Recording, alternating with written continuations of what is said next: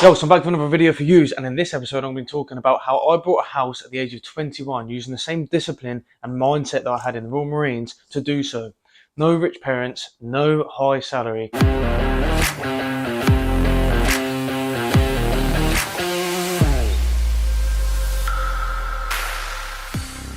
So if you haven't already, please hit the subscribe button down below and the bell button, because I've got a whole range of videos from my bodybuilding to my career in the Marines, etc, etc. So let's get straight into it. So everyone thinks that buying a house at a young age is completely impossible, but I'm here to tell you that it isn't. I bought my own house, paid for the deposit at the age of 21.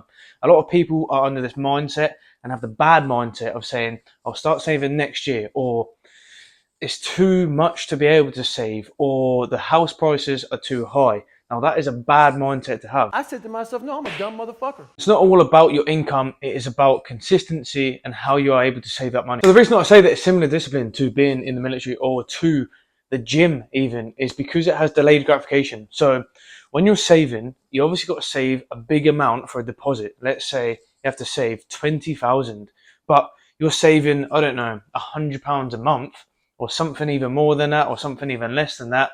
You're not seeing the bigger picture right in the end. And that's exactly the same as when you're going through training and you're doing day by day. You're like, oh my God, I've got so far to go. But you are breaking it down day by day and you are slowly getting through that and you are improving. That's also the same as the gym. If you go out for one gym session and you have a banging chest session, your chest isn't going to double in size from that one session. Do you know what I mean? You're not going to recruit all them muscle fibers and repair the chest to get bigger straight off of that one session. It's consistency in time and delayed gratification. Not only that, when you're on prep, you're also saying no to nights out and social events, the same as you're probably going to be saying no to nights out and social events if you're trying to save, because you're trying to save that money. So that's also the same in that sense. And maybe tracking meals is similar to tracking your outgoings and your expenses. So again, it's very relatable to that. If you can do that, you can do this. So now, the main way how you're going to be able to save for this deposit.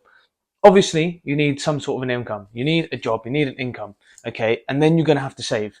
And by save, I don't just mean you get your income, you have your £1,000 and you go, right, I'm going to save 500, I'm going to spend 500. No, just see what you actually need to pay for and then save all of the rest. So if you work it out, and actually you only need to pay for £300 worth of stuff, then save the other £700. Only pay for the things that you actually need. And when I'm saying actually need, like for instance, everything adds up. Netflix is going to add up. Xbox Live, do you really need to still be paying Xbox? What would you rather more? Would you rather be paying Xbox Live, or would you rather be able to save for your house and then buy a house, and then once you're stable enough, you can then get Xbox Live again? It's not going anywhere. Do you know what I mean? All these little things will add up. Another thing is your luxuries. A lot of people don't see their luxuries as luxuries. People who smoke, for instance, that's just there every day. But realistically, if you want your best chance, you're going to have to quit smoking. If you're sitting there thinking, oh, well, do you know what? I'm not going to quit smoking so I can save up more. Well, you're not going to have the best chance of saving up for a deposit then. That was legitness. Yeah. So it isn't just the nights out or the drinking and stuff or the holidays that you have to really cut down on. It's everything else in between, all them little things. You think if you go out for your lunch and you don't meal prep something and you go and spend £5 on a meal deal, let's just say, because I'm pretty sure they're like a £5 nowadays. So you go to the Co-op or Tesco's and you buy a meal deal every single lunch. Over a year's span, that's nearly £2,000. That's not far off of £2,000 you spent just because you couldn't be bothered to bring something in for lunch. Do you know what I mean? All them little things add up. At the time you think, oh, it's only a fiver, but them things definitely all add up. You have to think about that. Obviously, all of this is beneficial to somebody who is 21 and who is perhaps still staying at home, or this is beneficial to someone who's older and they're still trying to save up for their own house. That's why I'm going to go into living arrangements. If you're young and you're thinking you just want to get out of the house, you might go into renting. I suggest that you don't do that, because staying at your parents rent-free is a massive profit. You're able to pocket and save more money for that deposit that way. Or even if you're paying rent at your parents' house, that's the cheapest rent that you're ever going to pay. Yeah, boy. As much as you want to get out, I would suggest staying there for as long as you can to build up that savings to then put the deposit on your house. Of course, there's going to be people sitting there thinking, well, I do not want to be a complete hermit crab. I don't want to sacrifice all the birthdays and all the events and stuff and just go completely off the grid. Well, then that's your choice, and that's depending on how much you really want this, you know what I mean? If you want to go out for like a birthday meal every few months or whatever, then that's completely fine. If that's within your span to be able to do that, that's fine.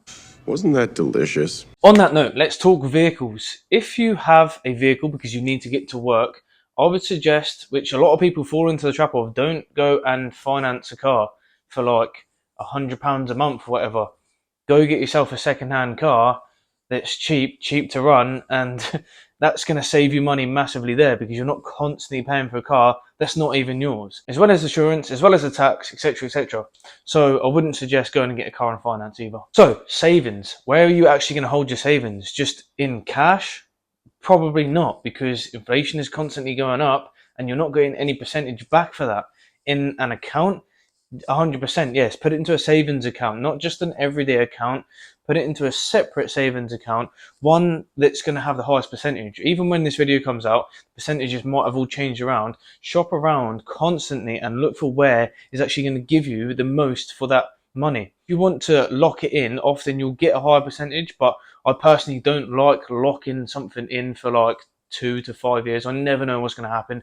I never know where my mind's going to take me if I suddenly want to go away somewhere and I need that money. Then I don't really like locking it in, but you are still going to be able to find better percentages elsewhere. So for instance, at the moment, trading 212 is really good for me because it has the same protection now as a bank, so up to 65,000. I'm not going to need nowhere near that, but even still, I think the percent at the minute is like 4.9%, which is outperforming any traditional bank because they don't take a cut off of the top. Most people get like a percent from the Bank of England and then they take a percent off the top, so then they keep some of that, the banks. Bruh. Credit score. So I didn't really use too much credit score because I was always taught that maybe having a credit card or the finance of the car would increase your credit score, but I don't think that's what you should use to increase your credit score. One, signing on to vote randomly increases your credit score. Even if you don't actually vote, if you signed on at your household to vote, it's going to help your credit score. Your credit score is basically a score of how well you're able to use your money, and that's going to be used by the bank when you're going in for a mortgage. If your credit score is all the way down, then you're not going to be able to get one, and you think, oh well, I've never missed a payment for anything because I've never had a payment for anything. So then that means your credit score is actually going to be low because you haven't been shown that you can make payments. So if you have a phone, most people actually need a phone and a phone bill. That's something that you can't really go without because in this day and age, everything is ran off of a phone. Put that phone bill in your name and you then pay for that phone bill, or even if your parents are saying, no, I'll still pay for your phone bill, if it's in your name, then that credit score is going to start going up, which is helpful. Credit card, I was always told not to buy a credit card because if I haven't got the money, don't pay for it. Now, I would say get a credit card. Personally, I use American Express because you get some percentage back on basically every time you use it, which is good because then at the end of the year, I get, I don't know, maybe an average of £120 back. So that's pretty good there. And also, I'm not spending money that I don't have. Each month, there's a direct debit set up from my bank account, which automatically pays that credit card off. So I'm not exactly overspending on the credit card with stuff that I don't have. It's just using someone else's money instead of my own at that specific time, which is going to help my credit score because each month I'm paying on time. Not only that, I'm technically a month ahead with savings. So if I've got that 4.9% I was talking about before, and I haven't actually touched mine for the entire month because I've been using as much as I can on the credit card up to obviously what I know I can actually spend, then I've been getting the savings from trading 212. I've been getting the cash back from all of them purchases during the month that I've had to make, obviously, the vital ones, because I'm obviously saving.